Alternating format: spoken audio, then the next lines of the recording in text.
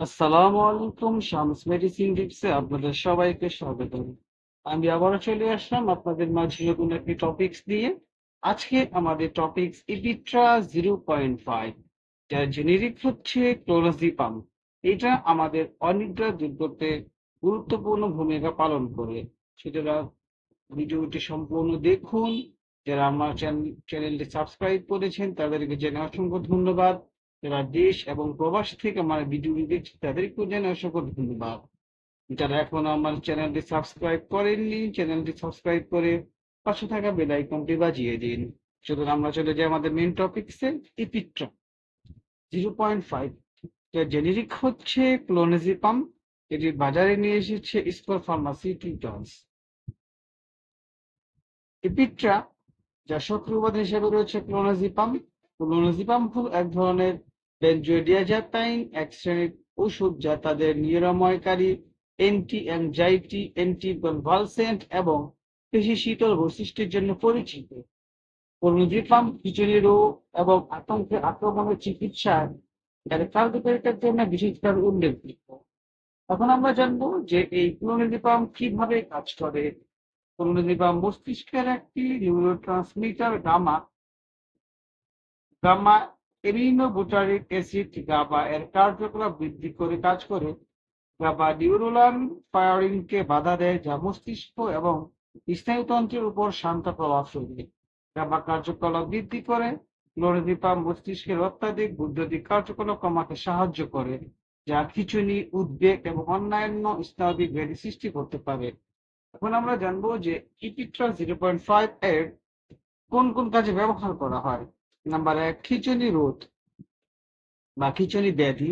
Clonazepam ব্যাপকভাবে বিভিন্ন ধরনের খিঁচুনি পরিচালনা করতে ব্যবহার করা হয়, যার মধ্যে রয়েছে অনুপস্থিত খিঁচুনি, মায়োক্লোনিক খিঁচুনি এবং লোনেক্স গেস্টি সিন্ড্রোম। মৃগীরোগ এর একটি গুরুত্ব রূপ, যা সাধারণ বৈশিষ্ট্য শৈশব শুরু করে। Panic disorder.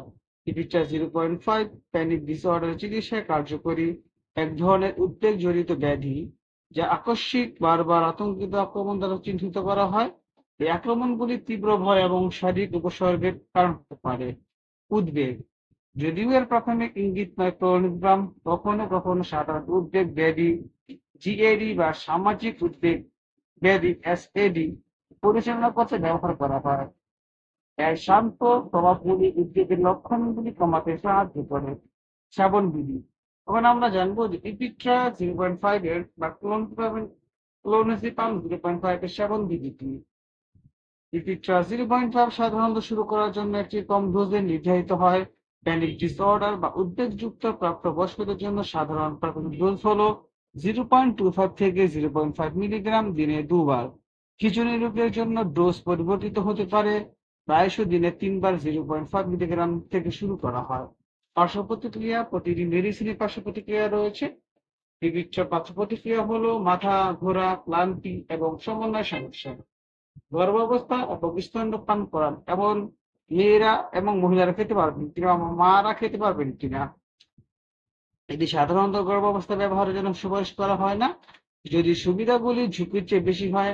ক্লোনজিপাম বুকে দুধ যেতেও পারে এবং স্তনপানকে শিখে প্রভাবিত করতে পারে।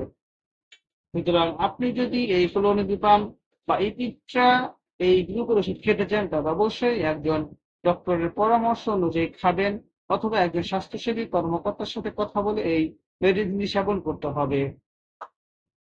ইপিট্রা 0.5 ধারণাকারী একটি শক্তিশালী ওষুধ, যা প্রাথমিকভাবে খিঁচুনি রোগ এবং আতঙ্কের আক্রমণ চিকিৎসার জন্য ব্যবহার করা হয়। যদিও এটি অত্যন্ত কার্যকর, এটি সম্ভাব্য পার্শ্ব প্রতিক্রিয়া এবং ঝুঁকির একটি পরিসীমা নিয়ে আসে। সুতরাং এই ট্যাবলেটটি সেবন করার পূর্বে একজন ডক্টরের সাথে পরামর্শ করে খেতে হবে। ইপিট্রা সম্পর্কে যদি আপনাদের কোনো কিছু জানার থাকে, আমাদেরকে কমেন্টস করে জানিয়ে দিন। আমরা আপনাদের কমেন্টস গুলো যথাযথ উত্তর দেওয়ার চেষ্টা করব। এবং ভিডিওটি যদি আপনার প্রয়োজন হয়, আপনার বন্ধুদের আপনার ভালো লাগে, তাহলে আপনি অবশ্যই আপনার বন্ধুদের সাথে শেয়ার করে দিন। আজ এ পর্যন্তই, আবার দেখা হবে নতুন কোনো টপিকসে। সেই পর্যন্ত ভালো থাকুন। খোদা হাফেজ।